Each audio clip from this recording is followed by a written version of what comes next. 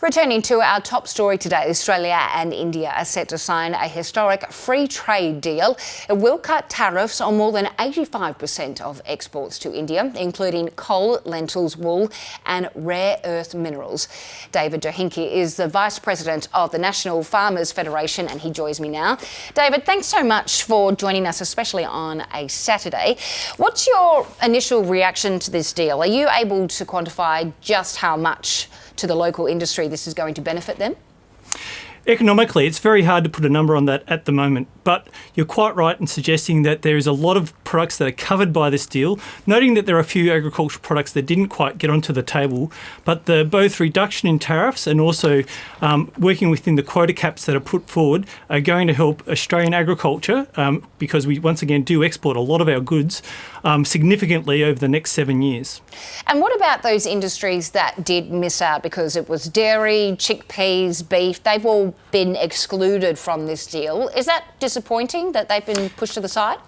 Yeah, producers who currently have wheat, chickpeas, goats, chicken, pork, beef, half of our dairy products, as well as rice and sugar, which seem to always be left out of these type of deals. It is very disappointing for those industries, and it's something that we'll still encourage the government to pursue, noting that this is not necessarily a free trade agreement as we've seen in the past. It's a economic cooperation agreement.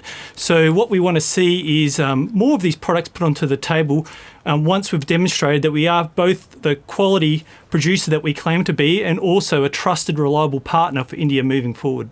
What about the consultation process? Was your organisation involved in that, and had you been lobbying on behalf of those industries which had been excluded? Absolutely. The National Farmers Federation is always at the table when trade negotiations are put forward. And we, with our partners, always put forward the quality, once again, of the products that we produce, and plus the reliability that we can put and stand behind our products. Noting that there's not too many countries in the world that can have the both economic and also environmental credentials that our farmers do have. So India receives some benefits too in this deal. There's an extension of stay for Indian students working in the STEM industries, and there's another 1,000 holiday or working holiday visas. Would you have liked to see broader employment opportunities for Indian workers to come here and perhaps work in the agricultural industry or even in the regions, because we know that those sectors are suffering because of a labour shortage? Yeah, we welcome anybody who wants to put their hand up and work within agriculture from any nation, any opportunity that does put itself forward. And what we've seen in this agreement so far is positive moves in that direction. And as far as what we see, as long as we can get people out into the regions, noting that we do have a regional Australia policy in itself, we need the outback, the people who produce these goods to have as much support as they can, and it does come down to that critical mass. So the more people we can see working within agriculture, getting out to those regional areas, the better that our nation will be able to build on itself. So once again, it is a positive agreement, noting that there are some people who missed out, but overall we need to see more agreements like this put onto the table.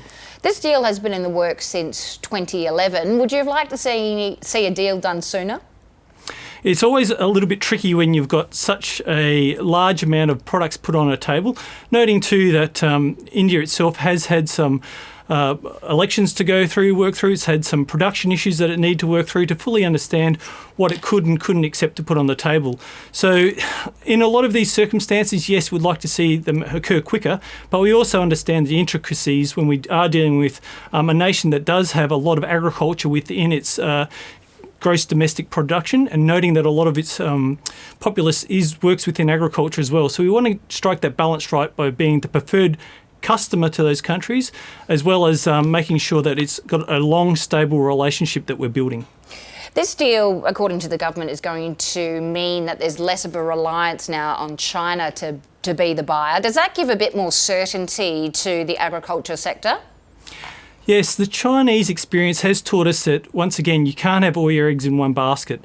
And that metaphor pulling forward means that we need to have as many of these trade agreements as possible with as many countries as possible. Putting Australian produce as the preferred product on those import duties, on those import lists into those countries is absolutely critical for our product to find its home into the best possible markets, and then ensuring that that flows through to both to the Australian economy and to the backbone of those rural communities, the agricultural sector.